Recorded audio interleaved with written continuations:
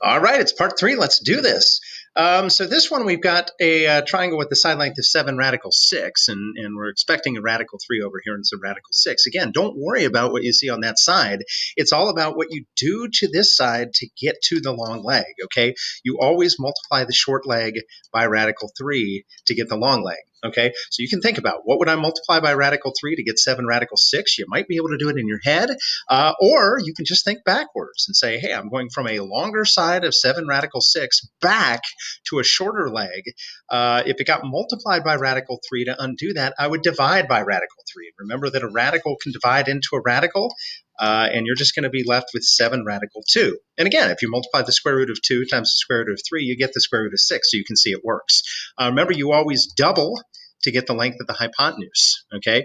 So 7 radical 2, you have 7 square roots of 2. You want to have twice as many square roots of 2, or you can say, hey, I'm multiplying a whole number of 2 times a whole number of 7, and I get a whole number of 14 radical 2.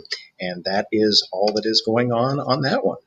All right, and we move on to the next example here. Okay, this one's pretty complicated. You've got a 3 radical 2 on a side where you normally expect to have a radical 3. And again, I don't worry about that. I just try to get back to the short side because that's what all the patterns are based on. So the short side got multiplied by radical 3 to give me 3 radical 2. It's not real obvious to me what that is. No big deal, though. I'm going from a longer side back to a shorter side. So instead of multiplying by the square root of 3, I'm going to divide by the square root of 3, just like I did in the last example. We're just going to get a little messier answer. Okay, now that is a correct answer for x, but it's not the best answer. Remember, to rationalize the denominator, you can multiply the top and the bottom by that radical in the denominator. The two radicals will multiply, you'll get 3 radical 6, and radical 3 times radical 3 is 3, okay? One more simplification here. 3 goes into itself once, and so as a result, you're going to get just the square root of 6 for this side, okay? And then you double this side to get the other side. You have 1 square root of 6, so 2 square roots of 6 will be the length of our hypotenuse. All right, and we move on to our final example, if I can get it in before I run out of video time. Let's find out. Okay, last one. We got a long leg measuring 12 centimeters. We want the length of the hypotenuse. Should just be able to make a sketch here of what's happening. Okay, long leg is 12. So we've got our 60-degree angle down here. Remember that we multiplied the short side by radical 3 to get 12. Okay, it's not 12 radical 3, it's just 12.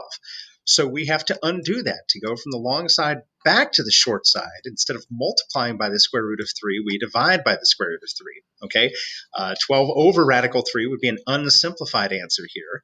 Remember that if you want to multiply the top and the bottom by radical 3, you can knock out that radical. That'll give you, it'll end up giving you 12 radical 3 on top, and on the bottom, you'll end up with 3. Okay, remember, a whole number can divide into a whole number. So 12 can go into 4. I'm sorry, we should have a 3 on the bottom there. 3 goes into 12 4 times, and we end up with 4 radical 3 for that side. Okay, remember, again, it looks weird because we've got a radical 3 on the side that is supposed to be short. But if you multiply 4 radical 3 times radical 3, you'll get 4 times 3, which is 12. If you check that in your calculator, this number is smaller than this number. It all makes sense. Remember, your last step here, you double to get the hypotenuse length. So you can take 4 radical 3, and you can say, hey, I have 4 square roots of 3. If I had twice as many square roots of 3, how many would I have? Or you could just say, I'm going to take 4 radical 3 and multiply by 2. Whole number gets multiplied by the whole number, you get 8 radical 3. So again, it's going to look weird because we're used to seeing a whole number on the hypotenuse side, and we're used to seeing a radical 3 over on this side, and everything seems all kind of backwards. But notice, the pattern holds. Okay, if I multiply this by 2, I get 8 radical 3. If I multiply this by radical 3, I get 12. So as odd as it looks, if you find the decimals here, this is the longest side, this is the second longest side, and that's the shortest side. All the patterns hold, and that's what it's all about, okay? Just the same thing every time.